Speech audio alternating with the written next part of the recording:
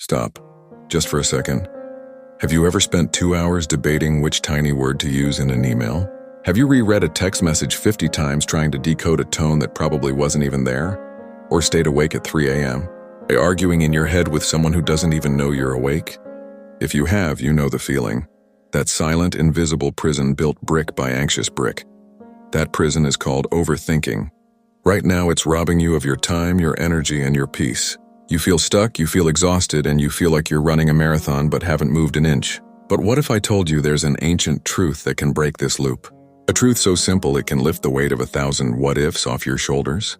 Today I'll tell you the story of two builders, a story that changed how I see overthinking forever. And by the end, you'll have a simple 3-step blueprint to silence the chaos and finally start taking action. Because the cure for overthinking isn't complex. It's a single, powerful shift in perspective.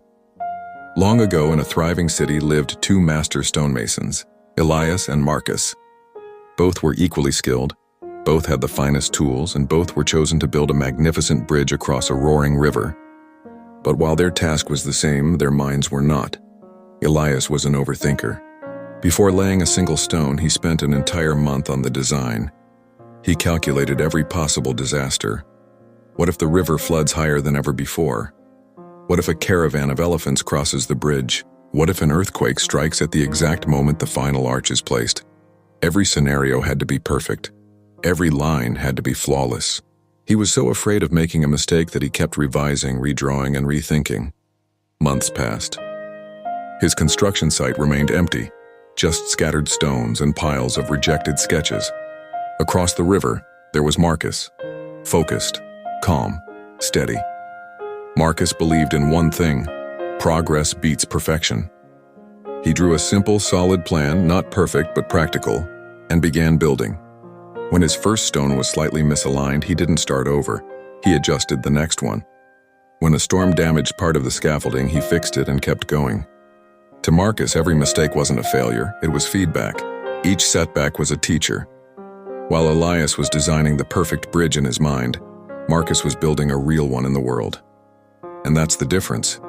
Elias was obsessed with perfection. Marcus was obsessed with progress. We often mistake overthinking for problem solving. We tell ourselves, I'm just being careful, but that's the lie. Overthinking isn't careful, and it's fear wearing the mask of logic. Let's break it down. First, the illusion of control. When you replay old conversations hoping to change the past, or obsess over the future, trying to guarantee the outcome, you're chasing something impossible. You're trying to find 100% certainty in a 0% certainty world. And in that chase, you lose the only thing you actually control, the present moment. Second, the loop, not the line. Real problem-solving moves in a line: identify, plan, act. Overthinking moves in circles: identify, doubt, redo, repeat. You're not solving the problem. You're just rehearsing disaster instead of rehearsing success. Third, the point of diminishing returns. Elias's first few hours of planning were useful. They gave him clarity, but after a while, every extra hour made him less clear. Not more. Extra hour, less clear. He wasn't solving problems anymore. He was inventing new ones. That's the curse of overthinking. The more you think, the less you move. So how do you stop being Eliasing and start being Marcus? Here's your 3-step blueprint. Step 1, the 10-minute timer rule. When your mind starts spinning, set a timer for 10 minutes. That's your official worry time. In those 10 minutes, you can analyze, plan, obsess, go all in. But when that timer hits 0, the debate ends. You act. Immediately. Send the email. Make the call. Take the step. You're training your brain to move from the infinite world of thought to the finite world of action. Step 2, change the question. From why to what now. Overthinkers love the word why. Why did they say that? Why did this happen? Why am I like this? But why traps you in the past. Marcus never asked, why did this break? He asked, what now? What now?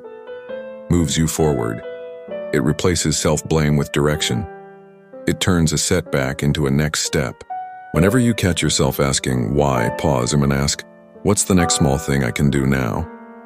That question changes everything. Step 3. The 5-second rule and the good enough barrier. Perfection is the enemy of progress. Marcus understood that. He worked with good enough, not because real progress comes from feedback, and you only get feedback from the real world.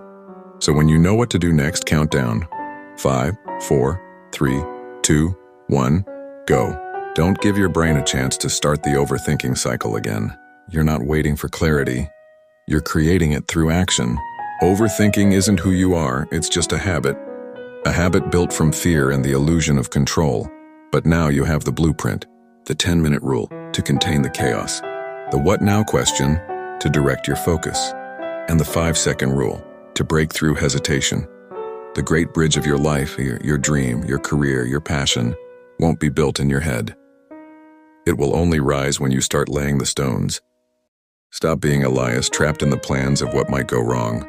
Be Marcus, calm, imperfect, and always moving forward.